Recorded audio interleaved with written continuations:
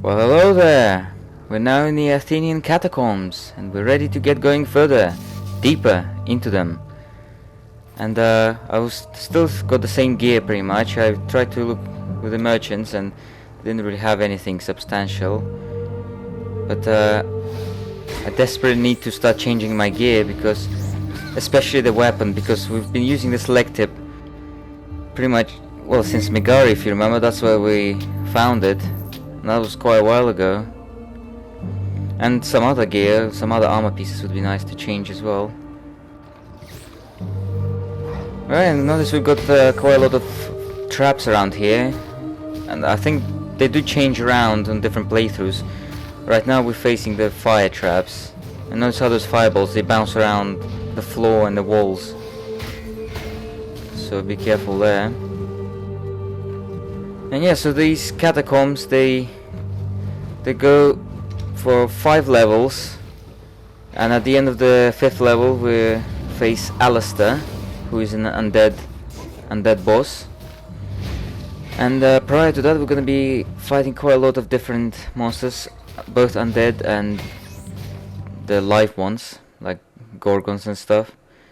And each of the catacomb levels, if you see, it's got about multiple directions. You can explore it in whichever order you prefer, but it's good to sort of explore the whole floor before you move down to the next floor. That's what I usually do. But yeah, and in a little while I'm gonna be talking a bit about the armor mechanics of the game, because that's what I promised I would talk about. There's quite a lot to discuss with the armor. What is this? Monster hero! A Gorgon monster hero. You gotta be careful, because if you see, she's casting all those spells. Iolanthe, Viper of Hellas. I'm pretty sure there's also another one. Forgot her name. But yeah, they do have more than one monster hero. If you notice, she keeps casting all those poison and fire clouds. Well, right then, let's start talking about the armor mechanics.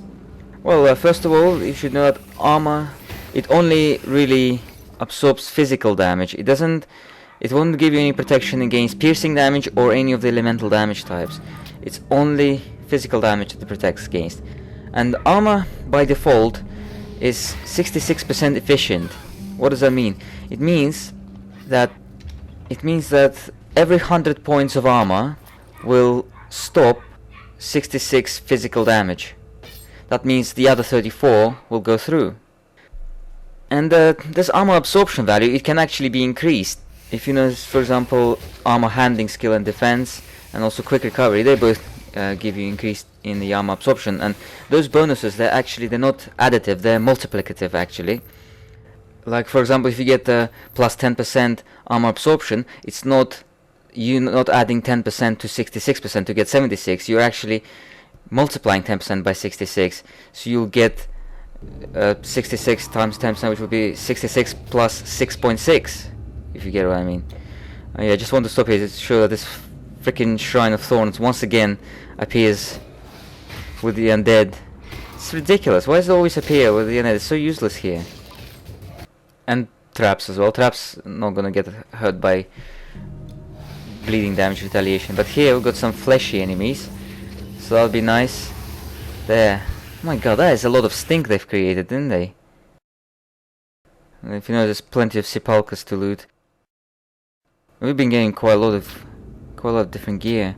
I've been desperately checking through all the different pieces I've been finding in order to see if I can change. But at this point, we won't find many good yellow ones, so we have to actually go for the greens or the blues, which are epics.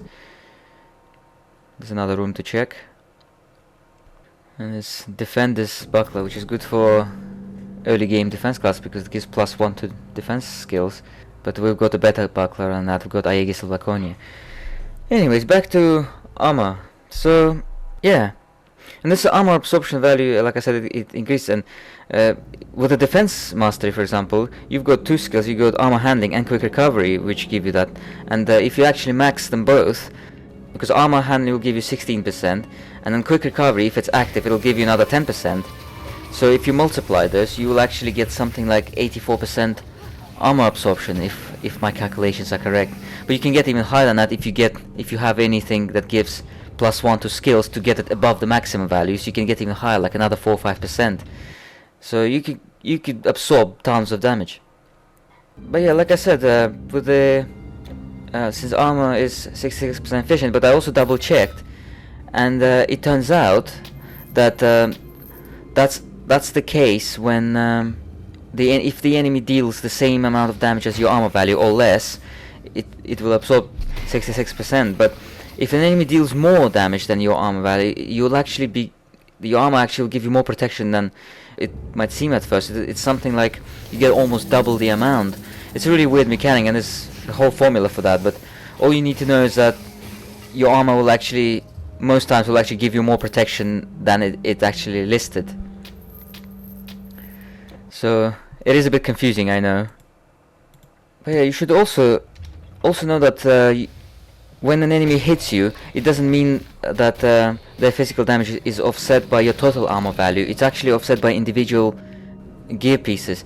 So the way it calculates that when an enemy hits you, there's 40% chance the enemy will hit you on the torso, 20% chance on the head, 20% chance on the arms, and 20% chance on the legs.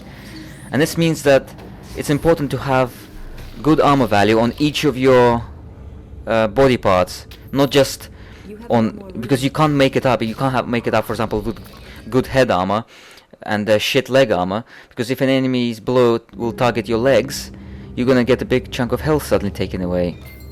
So you have to keep that in mind as well. You have to have it spread out nicely over all your body parts. Oh, what's good here? Veterans double axe of strength. Gonna just clear some gear. Lovely, look at that. Percentage increase to damage, some strength, offensive ability, and attack speed. And it might seem quite small right now, but if you actually notice, our leg tip deals a lot of poison damage, which is a damage over time. So it's not really a fair comparison. And if we actually put a little bit of damage over time on our axe, it'll pretty much match up to that. And our axe is really good. It gives some really good values here. And also notice that the leg tip, since it deals poison, there's lots of undead in these crypts, and poison is useless against them. But if we put this Prometheus Flame onto our axe, we still have almost about the same amount of DPS, but fire is going to be so much more useful against the undead than poison. So now we're going to be chopping through them with ease. So sometimes it's not whatever your DPS shows is the best, it's whatever the damage types. You got to really look at the gear and what it gives you. And this axe is really nice. And look at this experience shrine. You notice how well, if you see, we actually can pretty much one-hit these undead with the axe and let the burn damage finish them off. And yeah, with the experience shrine here, when you have experience shrine in places like these kind of crypts with loads of looting places, see, it's actually a good idea to just keep going through it, keep fighting the enemies and get experience with your experience shrine, and then backtrack and pick up all the loot that you've dropped. How did we miss those two sepulchres? Oh well, never mind. But yeah, otherwise if you're gonna be looting at the same time whilst fighting, your experience shrine effect will run out and you won't get a chance really to use it much. The reason I'm not doing it here is because just for the purposes of the video, because I don't want you to watch me backtracking and collecting all the gear. And here we go, level up. And I'll assign the skill points and attribute points in a second whilst I'm done looting and killing the remainder of the skeletons. Just last few sepulchres left.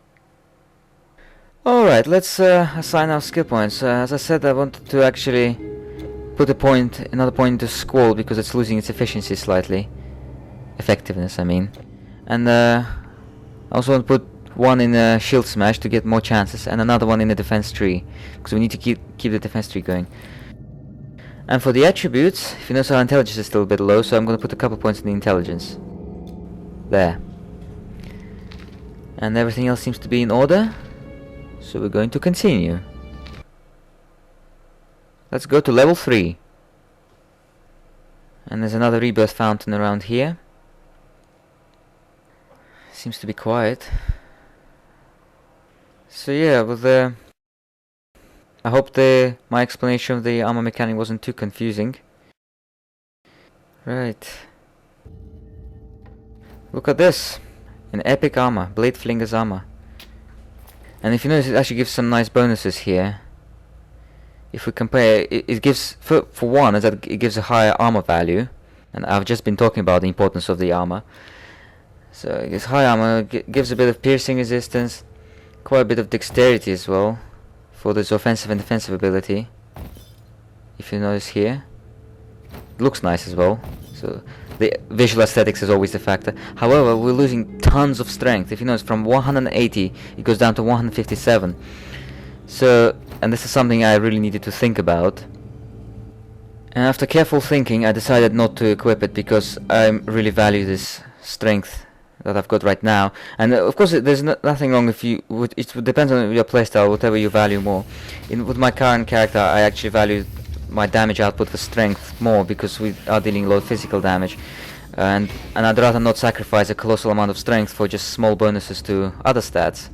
But if that's how you roll, you could always. But this Blade Flinger's armor is actually quite nice on the rogue classes. So stuff like assassins, brigands, dream killers, you name it. Very good on rogue.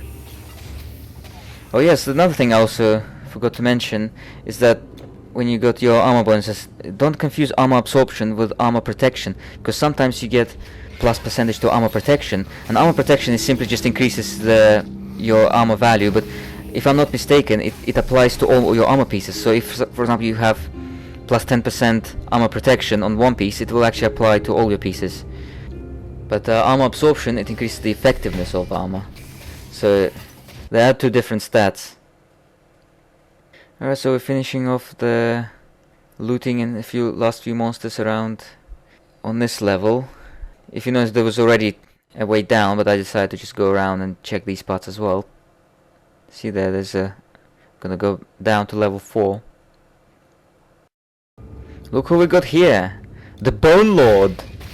We fought him already, if you remember, back in Parnassus Upper War Camp. We fought the Bone Lord together with the Roadbone. Two skeleton monster heroes at the same time. But now the Bone Lord has resurfaced again, as they usually do.